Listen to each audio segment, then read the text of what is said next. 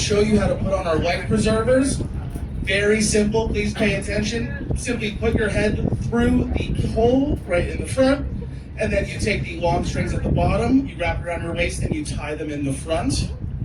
And then you take these strings just underneath your chin and you tie those as well to secure the vest. And we also have 2 whistles on either side of the life jacket in order to get the attention of our rescue team. And with that, within 2 minutes, this life jacket has now made you invincible. Let's storm the city. Let's take power. Perfect. So now let's get this tour started. So first right now, where we are leaving from, that is the Queens Quay Terminal. This was originally actually called the Toronto Warehouse Terminal, and that's exactly what it was. It was a warehouse, it was a cold storage facility and office buildings. And now, back then, the cold storage facility was actually powered by what we see here in the back, the power plant. This power plant did power the cold storage facility, and now it is utilized as an art gallery. For all you art enthusiasts, check it out. Now, believe it or not, before the 1970s, the Toronto waterfront was not really that great to hang out. It was mostly industrial zones, and there wasn't many places to live. There wasn't really as much fun as you see here. It then started getting revitalized in the 70s, where now you see all of the different cultural events, places to eat, condos, beautiful living spaces that I'm excited to show you. Now, as we're passing by here, where we are first seeing is the Toronto Harbourfront Centre. This sits on about 2.5 acres, and it actually gets over 17 million visitors a year. Home to many cultural events, including live shows, which we'll see actually this white grid building looking here. That is actually the Toronto Harbourfront Centre stage. This is an outdoor performance stage that was built on a 45-degree angle in order to help with the acoustics for both people on land and on water. You can see many people there. I'll be doing karaoke there tonight. Here we have our pirate ship. That's all. It's pretty cool. Take a picture.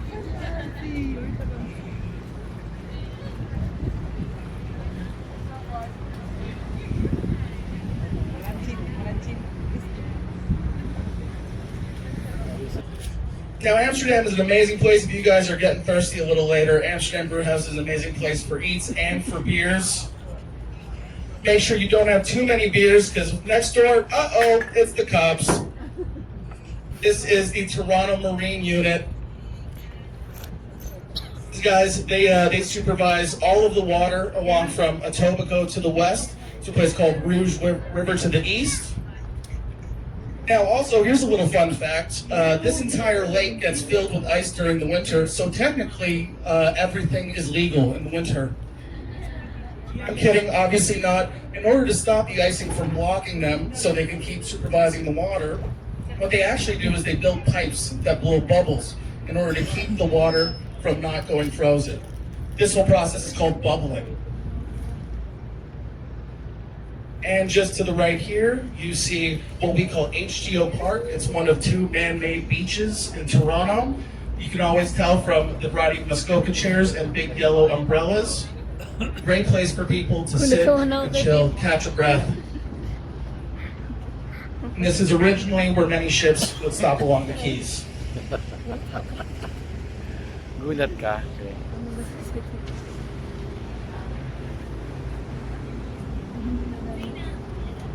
Of course, look at that. Just also to the front, we see the Rogers Centre, which is opening the first ever mechanical retractable roof, especially in the MLB. Now, actually, it takes about 10 minutes for this to retract, and about $20 in electricity in order for it to open. Which means if you guys tip me okay, I might be able to make the same amount as a roof.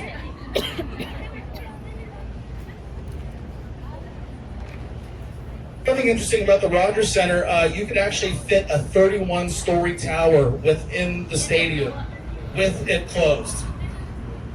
So a couple of the things that they put in there. One time they put 47 hot air balloons in there. It really messed up the baseball game. The largest amount of people that we had in the Rogers Centre back when it was called the Sky Dome was WrestleMania 6 in 1990 with about 64,000 attendants.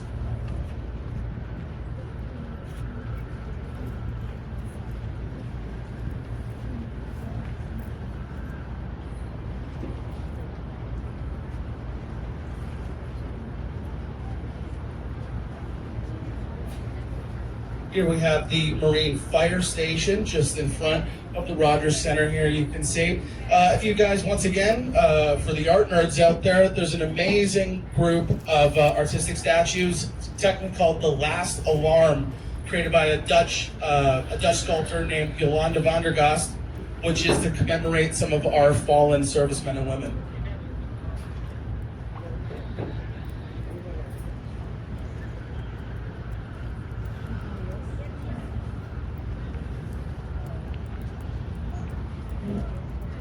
And here, if you keep paying attention to just up to the right, you're going to see these buildings with the cascading green windows. These were actually some of the first condos built on the waterfront. It was built by an architect named Arthur Erickson, who was also known for making Roy Thompson Hall, which is home of the National Ballet and one of the main venues for the Toronto International Film Festival.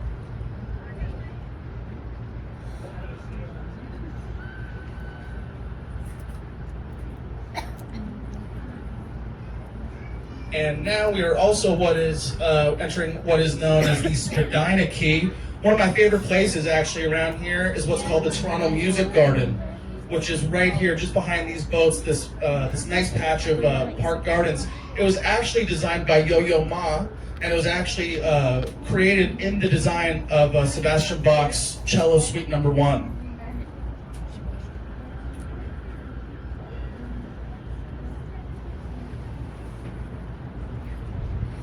Now, the Spadina Quay was actually a main hub for shipbuilding during World War I and World War II. Back then, Canada was actually the third largest shipbuilding nation in the world.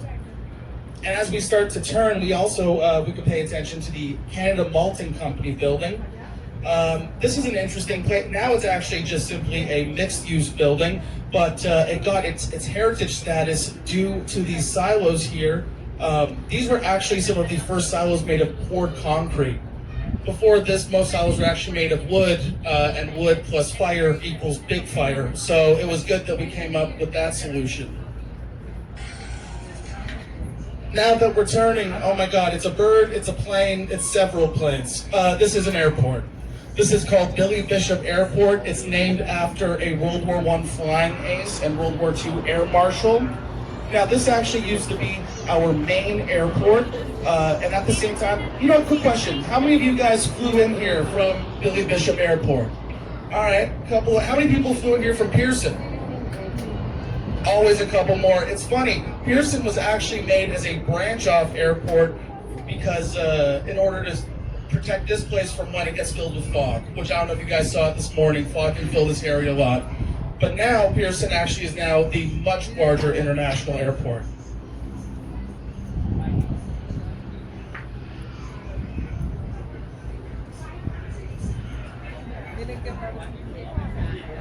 Now, there is actually an underground tunnel that connects Billy Bishop Airport to the mainland, and before we made that underground tunnel, you had to take a 10-second ferry in order to go from the mainland to the airport, which you can still do today if you want to waste a lot of time.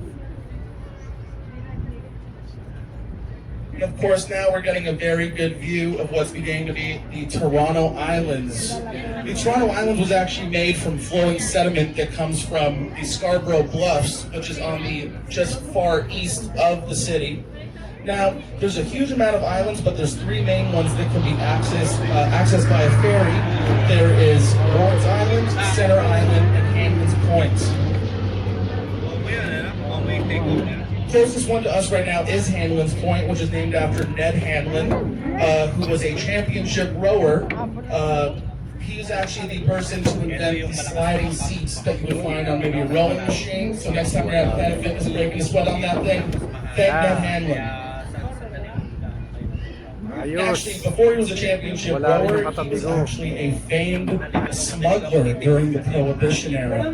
It was only after that he started to become a rowing champion, Canada was like, all right, we'll let you back in.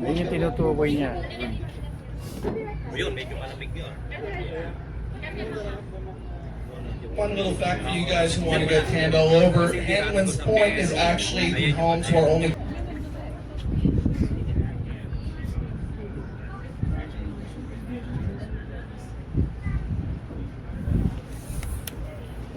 Guys, I feel like I've been really talking your ear off, and now this is a great time to actually get a lovely view of the Toronto skyline. So I'm going to take a little quick break, and I can answer questions if you guys like. You guys can take photos if you need me to help photos. Take them for you or take them with you. I love selfies. Just let me know. Thank you so much, guys. I'll be back soon. All right.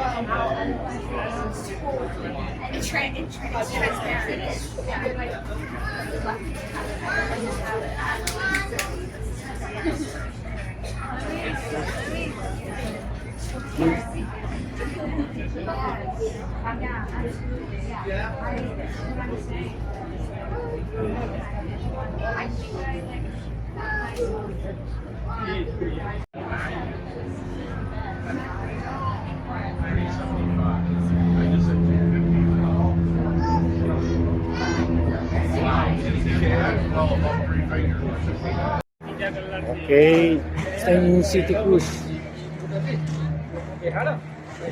On to the next.